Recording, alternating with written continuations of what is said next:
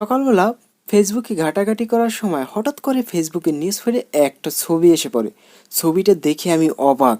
ছবিটা আমার ফোনের সাথে সাথে নাড়াচাড়া করে, আমার ফোনটা যেদিকে নেই ছবিটা ওদিকে যায় এবং এখানে একাটানা 4টা ছবি ছিল এবং হাত দিয়ে ছবিগুলোকে নাড়াচাড়া করা যেত।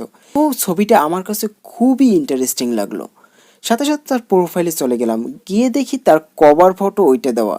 তো আমার কাছে ব্যাপারটা খুবই বেস্ট লাগলো। তো সাথে সাথে তার মেসেঞ্জারে গিয়ে যোগাযোগ করে কিভাবে সে এটা এডিট করলো সেটা আমি জেনে নিলাম। আনার পরে আমি সাথে সাথে ওই সিস্টেমে আমার ছবিটি এডিট করে কভার ফটোতে আপলোড করে দিই। তো কিভাবে এডিট করলাম সেটা নিয়েই আজকের ভিডিও। তো চাইলে আপনারাও এটা কভার ফটোতে ব্যবহার করতে পারেন। চলুন আপনাদের দেখাই যে কিভাবে আপনারা এটা এডিট করবেন এবং কভার ফটোতে আপলোড করবেন। আমরা কভার ফটোটা তৈরি করার জন্য সরাসরি ক্রোম ব্রাউজারে চলে যাব। ক্রোম ব্রাউজারে গিয়ে সার্চ দেব Photooxy, তারপর স্পেস দিব 360 ডিগ্রি। বানানটা ভালোভাবে দেখে নিন। তো সার্চ দেওয়ার পর প্রথম যে লিঙ্কটা আসবে সেটার উপরে আমরা ক্লিক দেব। এখানে কিন্তু বিভিন্ন ক্যাটাগরির আপনি চাইলে ছবি তৈরি করতে পারবেন।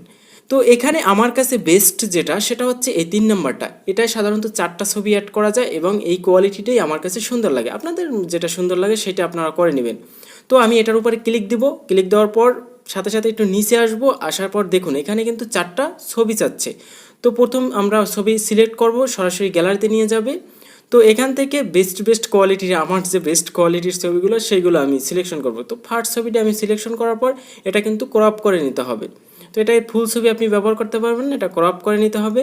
তো আমি দ্বিতীয় ছবিটা সিলেকশন করলাম, তারপর এটাকেও একটু লোড নিবে আর এটাকেও ক্রপ করতে হবে, মানে কেটে আপনার নিতে হবে এটা হবে। তারপর তৃতীয় নম্বরটা সেট করব। একইভাবে এরকমের সেম ক্যাটাগরিতে আমরা 4টা ছবি এখানে অ্যাড করতে হবে। আমি তো তারপর গো অপশনে ক্লিক দেব, এটা অটোমেটিক কার্যক্রম শুরু হয়ে যাবে। তো একটু অপেক্ষা করতে হবে। তো আমি অপেক্ষা করার শেষে লোড নিতে আসে, আর এটা কিন্তু যে পরিমাণ লোড নিবে সেটা হচ্ছে আপনার ফোনের নেট কানেকশন অনুযায়ী। যদি নেট কানেকশন ভালো থাকে তাহলে তাড়াতাড়ি হবে। তো অবশেষে লোড নেওয়ার পর আমার ছবি তৈরি। এখন দেখুন এখানে কিন্তু 3D একদম 360 ডিগ্রি অ্যাঙ্গেলে তৈরি হয়ে গেছে। তারপর নিচে যে সেভ অপশন আছে এটাই ক্লিক দিলে সাথে সাথে ডাউনলোড হয়ে যাবে। তো আমার ডাউনলোড হওয়া কমপ্লিট। এখন আমি দেখব যে আসলে আমার ছবিটায় কাজ করে কিনা। সেজন্য আমি সরাসরি ফেসবুকে চলে যাব, তারপর প্রোফাইলে চলে যাব। এখানে আমি এই ছবিটাকে কভার ফটো হিসাবে দেব। তো এটা আপলোড দিয়ে আমি গ্যালারি থেকে ছবিটা নিলাম এবং সেভ করে দেব।